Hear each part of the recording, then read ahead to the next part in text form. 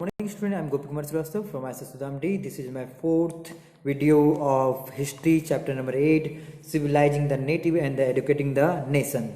In this video I'm discussing a new topic, the new routine and the new rule.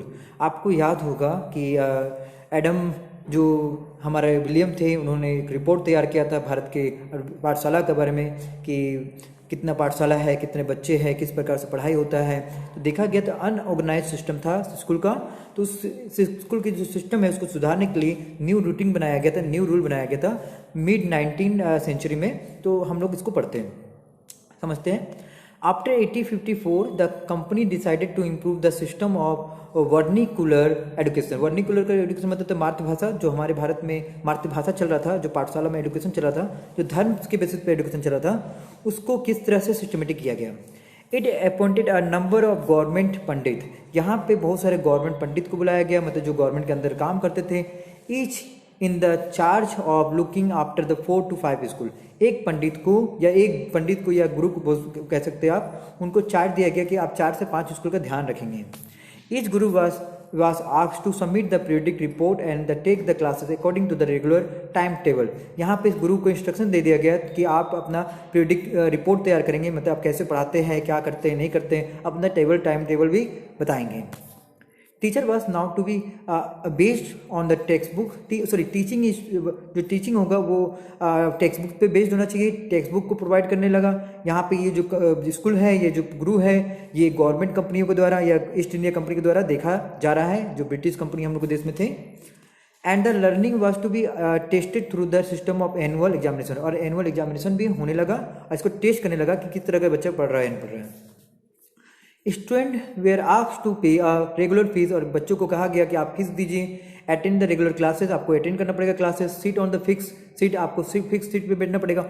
ऑब्वे the new rule of discipline. जो आप आजकल school में देखते हैं वो आपको ये जो सिस्टम है, ये ब्रिटिश का सिस्टम है जो उन्होंने इंट्रोड्यूस किया था।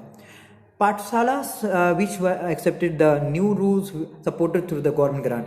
यहाँ पे ये कहा गया जो पाठशाला गवर्नमेंट के अनुसार या ब्रिटिश गवर्नमेंट के द्वारा अनुसार काम कर रहा था, उसको गवर्नमेंट ग्रांट मिल रहा था, मतलब गवर्नमेंट के द्वारा सपोर्ट मिल रहा था, पैसा मिल रहा था, लोन मिल रहा था, मतलब कि फंड मिल रहा था, ताकि वो स्कूल अच्छे से चले। मतलब स्कूल में जो भी दिक्कतें होगा वो गवर्नमेंट पूरा करेगा।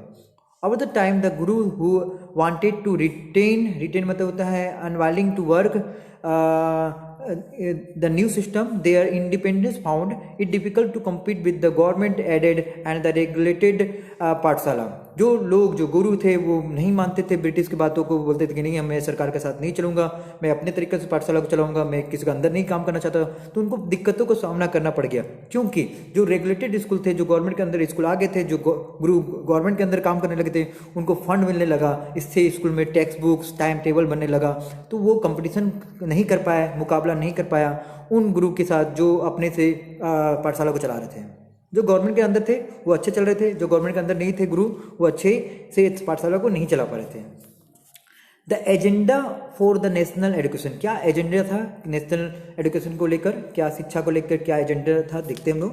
From the early 19th century, the many thinkers from the different part of India began to talk of the need for the wider spread of education. देखा जाए तो 19th सेंचुरी में बहुत सारा जो लोग थे, जो थिंकर थे, जो सोचते थे कि किस प्रकार से भारत का जो एजुकेशन है उसे फैलाना चाहिए।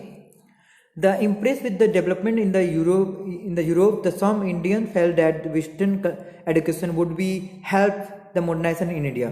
कुछ इंडियन को लगता था, कुछ भारतीयों को लगता था कि अगर वेस्टर्न कल्चर का एजुकेशन भारत में आ जाता है तो भारत डेवलप करेगा, भारत मॉडर्नाइज हो जाएगा। They asked to the British to open the more school, colleges and university and spend more money on the education. यहाँ पे बहुत सारे भारतीयों ने आग्रह करने लगा कि आप इस तरह से कॉलेज या यूनिवर्सिटी भारत में और भी लाए जहाँ पे इंडियन या यूरोपियन एजुकेशन हो।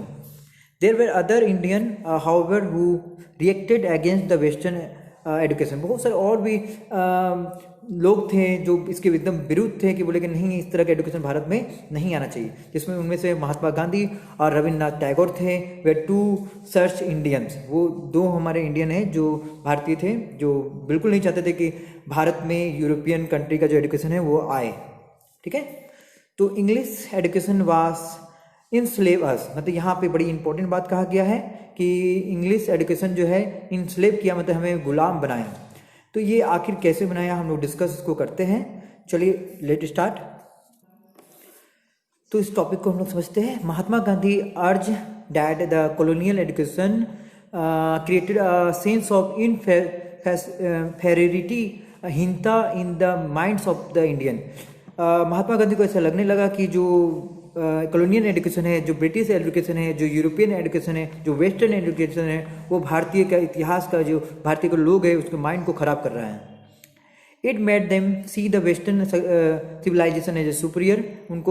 उनको ऐसा लगने लगा महात्मा गांधी को कि ये जो वेस्टर्न कल्चर है या एजुकेशन है वो हमारे सिविलाइजेशन को, बाहरी वेस्टर्न सिविलाइजेशन को सुपीरियर मान रहा है, और हमारा भारत का जो खुद का कल्चर है उसे वो उतना प्राइड से नहीं देख पा रहे हैं। मतलब कि भारत का जो शिक्षा है, भारत का जो एजुकेशन है, भारत का जो धर्म है उसको वो कम देख रहे हैं, और बाहर के जो एजुकेशन है उस पर वो ज़्यादा फोकस कर रहे हैं, भारत के लोग भी। तो ऐसा महात्मा गांधी जी को लगने लगा, इसलिए वो इसके विरुद्ध थे। There were was poison in this education said Mahatma Gandhi. उन्होंने कहा, महात्मा गांधी ने कहा कि इस एजुकेशन में जहर है। It was sinful, it was enslave Indian caste and evils spell on them. मतलब यहाँ पे कहा गया कि ये हमें गुलाम बना देगा, ये हम पे जादू कर दिया है, ये एक इविल है, बहुत खराब है। Mahatma Gandhi wanted an education that would be help the Indian to recover their sense of dignity and the self-respect. Mahatma Gandhi ऐसा एजुकेशन चाहते थे जिससे महात्मा गांधी को ऐसा लगे कि भारतीय अपने आप को सेल्फ रिस्पेक्ट महसूस कर रहे हैं, अपना डिग्निटी बनाए रखे हैं, जिससे भारतीय होने का गर्व हो। Western education, Mahatma Gandhi said, focus on the reading and the writing rather than the knowledge. Western education जो था, महात्मा गांधी को ऐसा लगता था कि महात्मा गांधी कह रहे हैं वेस्टर्न एजुकेशन के बारे में, focus on the reading and the writing. उन्होंने कहा कि ये रीडिंग और राइटिंग पे ज़्यादा ध्यान देते हैं, नॉलेज पे कम ध्यान देता है। मतलब ये ज़्यादा लिखो पढ़ो पर नॉलेज नहीं दे पा रहा है। वेस्टर्न जो एजुकेशन है, जो इंग्लैंड से आया था वुड डिस्पैच के द्वारा। It value the text book rather than live experience and the practical knowledge. उनको ऐसा लगने लगा कि ये सिर्फ टेक्स्ट बुक है, ये पर्सनल या रियल एक्सपीरियंस नहीं दे पा रहा है। People had to work with their hand, learn a craft and know how different things operated. महात्मा गांधी को ऐसे लगने लगा कि लोगों को अपने हाथों से सामान को बनाना चाहिए और सीखना चाहिए। मतलब हर चीज़ को बुक में नहीं, थ्योरी में नहीं खोजना चाहिए, खुद से प्रैक्टिकली करना चाहिए। उसके बाद हमारे पास है tiger the abode of peace. ठीक है, एबोर्ड मतलब यहाँ पे आपका निवास हो गया है। ठीक है, तो tiger, Rabindranath Tagore started the institution इन 1901। सो हम इसके बारे में डिस्कस करेंगे, बिल्कुल करेंगे, बट इससे पहले हमारे पास एक क्वेश्चन है इस टॉपिक से रिलेटेड महात्मा गांधी के, तो उसे भी हम लोग डिस्कस कर लेते हैं पहले, और आप इसको बिल्कुल लिखें।